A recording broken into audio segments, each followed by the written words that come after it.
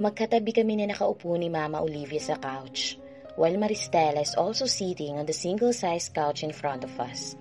Sa tabi niya ay nakalinya ang 3 niyang malalaki na mga maleta. Nang sabihin sa akin ni Ninita na andito nga si Maristela at i-anunsyo niyang dito na siya titira mula ngayon, bahagya pa ako na sorpresa. Kaya naman nagmamadali akong bumaba ng hagdanan at lumabas. At doon nga, nakita ko si Maristela na dala-dala ang kanyang mga maleta. At heto na nga kami ngayon sa sala. Una po sa lahat, I wanted to apologize for what happened last time. Panimula niya, na tila nagpapakumbaba na boses. Maamo rin ang kanyang muka. Her normally aggressive expression, whenever I am around, was missing. But I already know she's just acting. She was never kind to begin with. But I remained silent and simply stared at her, indifferent. Nagpatuloy si Maristela sa pagsasalita. I know I was wrong. I was the one who kept provoking fights with Selena. And now, I've been acknowledged my mistake. And I'm here to apologize. Ibinaling niya ang kanyang atensyon sa akin. And with a fake apologetic look on her face, she said, I'm sorry. I truly am Selena. Just like you said the last time, I am honestly uncomfortable with you living here with just Lucas around. But that is not an excuse for everything that I did towards you. And for that, I am sorry. I hope you understand. Isang matamis na ngiti ang binigay niya sa akin, na alam ko namang peke. So this is how you play, huh? Well then, hindi kita aatrasan. Kaya katulad niya, isang peke ng ngiti rin ang binigay ko sa kanya. Of course! As what I also said last time, I totally understand why you keep acting like that. I mean, I've been through the same thing, remember? So, of course, naiintindihan kita. Marahan kong sagot sa kanya. Nakita ko pa kung paano sandaling nawala ang ngiti niya sa sinabi ko. Ngunit mabilis rin siyang bumawi and started smiling again. Thank you, she responded, faking a soft expression. This bitch. She's really not backing down. Though I already expected this to happen. Kung noon nga nakasal na kami ni Lucas, hindi pa rin niya ako sinukuan. Ngayon pa kaya na sila nang ikakasal? Pagkatapos sa akin, ay ibinalik na niya ang kanyang tingin kay Mama Olivia na nakikinig lang sa aming dalawa. Though displeased can be clearly seen in her face. Maristela started speaking again. Alam ko naman po na ayaw niyo po talaga sa akin para kay Lucas. And it's alright. I understand. But no matter how much you despise me, Tita, it still won't change the fact that I am the one that Lucas chose to be with. We both know, and I am sure Selena knows this very well too, how much Lucas loves me. He wanted to spend the rest of his life with me and build a family with me. And I feel the same way po. Mahal na mahal ko po si Lucas. At dahil mahal ko po siya, mahal ko na rin po ang mga taong mahalaga sa kanya. At kayo po ni Tito yon. You're Lucas' parents and he loves you. And the most important persons in his life. Kaya importante po para sa akin na makuha ang blessings ninyo ni Tito. Kaya nandito po ako. I know you don't want to see me at alam ko po na napakakapal ng pagmumukha ako by doing this and deciding this on my own. But this is the only way I know para po makilala po ninyo ako talaga. I thought that if I live here, may malaki ang tsansa na mas lalo po ninyo ako makikilala. And once you get to know me, the real me, and not as Lucas' mistress, then you might see me anew, and different light. And I might sound so bold by saying this, but you also might start to like me and accept me, she said, as if she's starting to get emotional. Alam kong mahal po ninyo si Lucas, at kahit si Tito, he might be hard on me, but I know he's only like that to Lucas because he wants the best for him. After all, Lucas is your only son. So for Lucas' sake, sana po bigyan po ninyo tayong dalawa ng pagkakataon na magkakakilanlan. I hope you'll give me a chance to redeem myself. I look at Mama Olivia. She looks somehow convinced. Well, I commend Maristela for making herself appear and sound so convincing, at least to Mama Olivia, because she won't and will never appear credible to me, and for taking advantage of Lucas, Mama Olivia's weakness. Ayoko naman po na habang buhay na lang po tayong magpaparinigan at mag-aaway. So please tita, please give me a chance. Para rin po sana kay Lucas at sa pamilyang bubuin namin in the future. Mama Olivia kept silent. Tila nag-iisip pa siya at tinitimbang kung ano ang sasabihin niya o magiging desisyon niya. And then we waited. While we waited for Mama Olivia, who was still weighing her decisions, Maristela looked at me and smirked, as if she was saying she was already winning. I just coughed at napailing na nag-iwas ng tingin. Confident ha? Tingnan na lang natin kung maging confident ka pa kapag nalaman mo ang mga nangyayari sa amin ng fiancé mo. Iyan ang gusto kong isatinig, but I held back. And speaking of fiancé, I wonder if Lucas knew about this. Well, probably not. Lucas just told me last night about him telling Maristela to hold off the wedding. Kaya malabong alam niya ang desisyong ito ni Maristela. Isa pa with what's happening between us, siguradong hindi niya gugustuhin na nandito si Maristela. He was already holding back when it's just us and his parents. Paano nila kung dito natitira si Maristela? Fine then, Mama Olivia exclaimed abruptly, drawing my attention back to her. But it will be only temporary. If your wedding day approaches and I still don't like you, I won't let you enter this mansion ever again. Nagkakaintindihan ba tayo? I returned my gaze to Maristela, who was beaming with delight. Yes, tita, I promise you, you will never regret giving me this chance. I will prove to you that I am worthy to be a part of this chance. I will prove to you that I am worthy to be a part of this family. Thank you. Thank you, tita, she exclaimed. And while you're here, I don't want to see or hear you demeaning Selena. I've already told you that Selena is a part of our family, even though she's no longer Lucas' wife. So gusto kong pakitunguhan mo siya, kagaya ng pakikitungo mo sa akin. Entiendes? Muling saad ni Mama Olivia. Tumango naman si Maristela.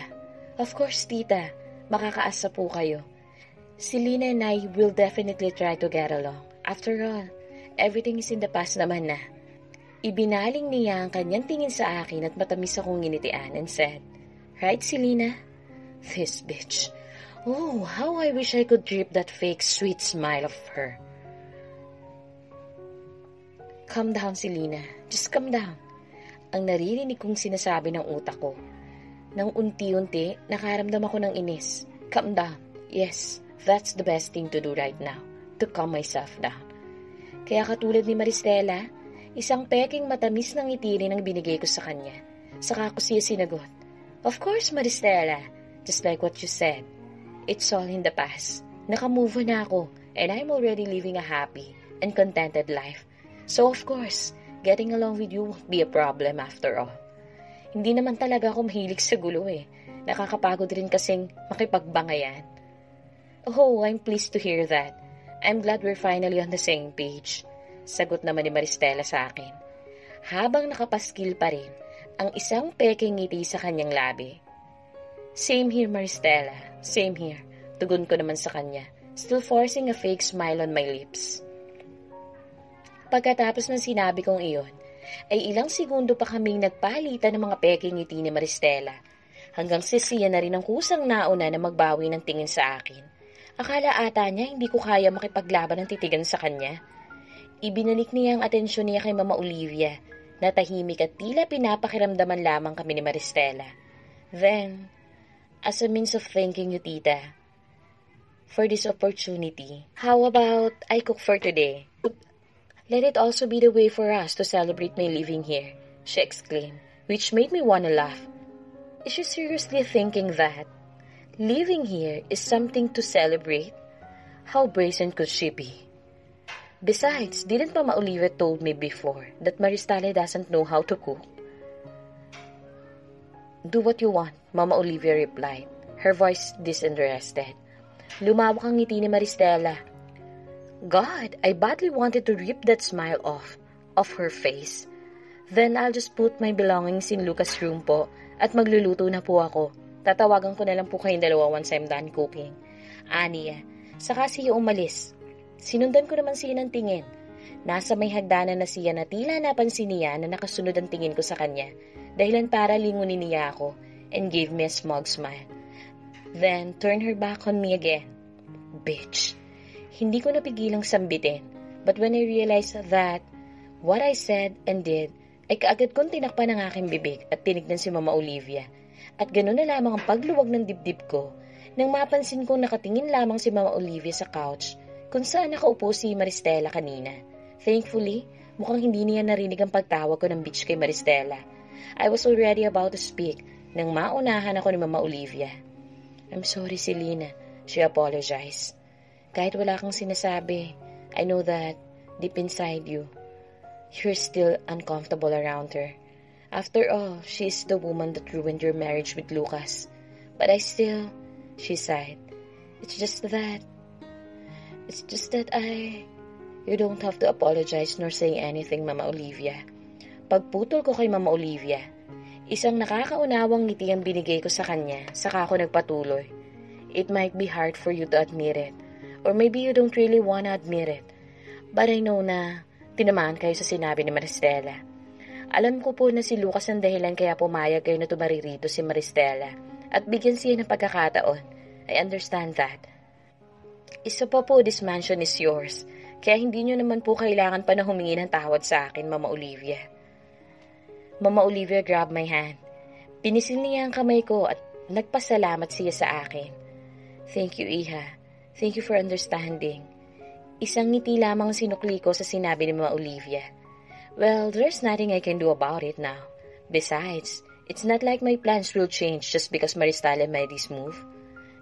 No, I won't back down. I will face her head on. Tingnan na lang natin kung kaya ba niyang saluhin at tanggapin ang mga ipapasabog ko. I wanted to roll my eyes habang pinagsisilbihan ni Maristela si Lucas. Kulang na lang subuan niya si Lucas na halata namang hindi na komportable sa ginagawa niya. Kasalukuyan na kami naghahapunan ngayon.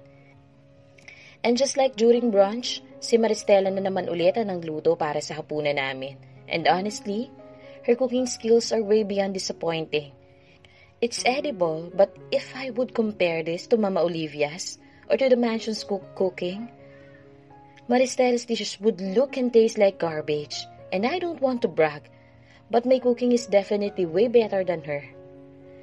But I kept quiet about it because I didn't want to appear or sound impolite and ruin the kind and understanding character I'd been playing. But being Mama Olivia, she didn't hold back in telling Maristela how bad her food is.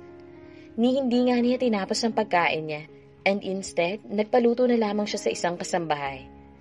Ganitong klase ba ng pagkain na pinapakain mo sa anak ko? Kaya naman pala kumakain pa rin siya kapag umuwi siya rito pagkagaling sa pagbisita sa'yo. Kahit pa buong araw naman kayo magkasama. Says Mama Olivia, nang sinubukan niyang tikman ang nilutong chop suey ni Maristela. God, I still remember how Maristela's smile instantly faded when Mama Olivia said those words. Nakita ko pa kung paano humigpit ang hawak niya sa kutsara niya that time. Indikasyon na talagang hindi niya nagustuhan ang sinabi ni Mama Olivia. At dahil na rin siguro sa kahihiyan, lalo pat nasaksihan ko nangyari, alam ko naman kasi na sinusubukan niya lang na maipakita sa akin kung paano niya mapapa-impress si Mama Olivia. But it seems like her plan backfired. Pero kahit gano'n na nangyari, hindi pa rin siya sumuko. Sinabihan na siya ni Mama Olivia na wag na siyang mag-abala pang magluto ulit. Since clearly, he doesn't have a talent in that department. Pero gano'n na lang ang gulat namin ni Mama Olivia. Nang bumaba kami upang kami na sanang dalawang magluto para sa hapunan, ay nadat na namin si Maristela, kasama si Manang Lusing, na siyang cook ng mansyon, at nagsisimula na silang magluto. Ang sabi ni Maristela, hindi raw pwede na gano'n ang maging impression sa kanya ni Mama Olivia. So she respectfully asked, which I firmly believe did not happen, Manang Lusing, naturuan siyang lutuin ang mga paboritong pagkain ni Lucas at Paparuman, na sinigang, at ang paboritong ulam ni Mama Olivia na escabeche. And since they have already started cooking, wala na kami nagawa ni Mama Olivia, kung hindi ang hintayin na lang sila na matapos pagluluto. At pagkatapos nila magluto, pinilit pa ni Maristela si Mama Olivia na tikman ang mga niluto niya. Pati ako, kunwaring pinipilit pa niya na tumikim rin. And surprisingly, the dishes she made right now were better than the ones she made at brunch. At heto na nga kami ngayon, sabay-sabay na kumakain. I was busy eating nang maramdaman ko na tila may nakatitig sa akin. Mula sa aking plato, nag-angat ako ng tingin, na siyang dahilan upang magkasalubong ang mga mata namin ni Lucas. He was intently staring at me na tila ba nakalimutan na niyang nasa tabi lamang niya si Maristela, na wala pa ring tigil sa kalalagay ng ulam sa plato niya. Tinaasan ko siya ng kilay as if it's my way of asking him why he keeps on staring at me. Ngunit nananatili pa rin siyang nakatitig sa akin. I glanced at Maristela. Tapos na siyang lagyan ng ulam ang plato ni Lucas. At ang sariling plato naman niyang nilalagyan niya ng ulam habang kinakausap niya si Mama at si Papa na hindi naman sumasagot. And since she was still busy trying to start up a conversation with Mama and Papa, hindi pa rin niya napapansin ang ginagawang pagtitig sa akin ng fiancé niya. Ibinalik ko ang aking tingin kay Lucas. Napakainit ang titig na binibigay niya sa akin na tila ba pati kaluluwa ko nakikita na niya. And I know what that stare of his means. The look he's giving me right now is the same one he gives me whenever he wants to do it with me, whenever he wants to fuck me.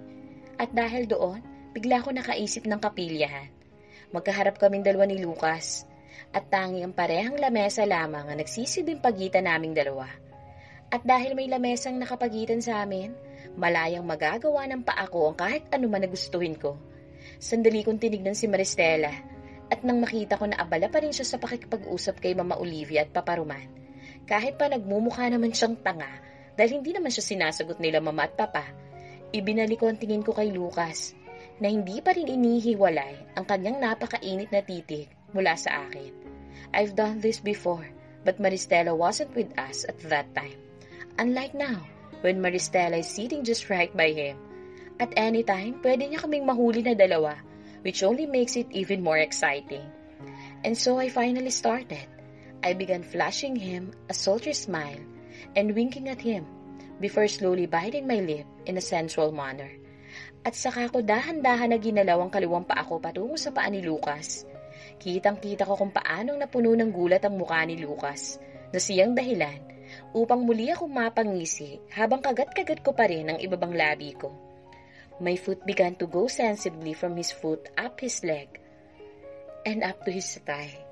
And as I did these things, I saw his breathing becoming more rapid and heavier. I also noticed how he gulped repeatedly. From his thigh, tumaas pa ang aking paa hanggang sa napunta na ang paa ko sa kanyang. Alam niyo na, muntik pang mapasinghap si Lucas, marahil dahil sa gulat, ngunit naging maagap naman siya sa pagpigil upang walang makalabas na kahit anong ingay mula sa kanyang bibig. I was actually expecting him to do something to make my foot go away or just simply stand and excuse himself dahil sa takot na baka mahuli kami. But he didn't do those things. He's not stopping me. On the contrary, mukhang gusto pa nga niyang ipagpatuloy ko ang ginagawa ko. And so I did. I started massaging his crotch with my foot in a slow, delicate yet sensual manner. I continued to massage his crotch gently, making sure not to make any noises until I felt his manhood harden. Since it had now hardened, I began to carefully press it, applying a tiny bit of pressure before releasing it, and then pressing it again, applying increasing pressure. Paulit-ulit kong ginagawa yun habang hindi ko inihiwalay ang aking tingin sa mukha ni Lucas, na ngayon ay pulang-pula na. Kitang-kita sa mukha niya na talagang nagpipigil siya na makagawa ng ingay, which looked funny to me. Damn it. I never imagined to see Lucas respond like this. Just because I gave him a foot job. Who would have thought I could make him like this? I'm pretty sure even Maristela never thought of that.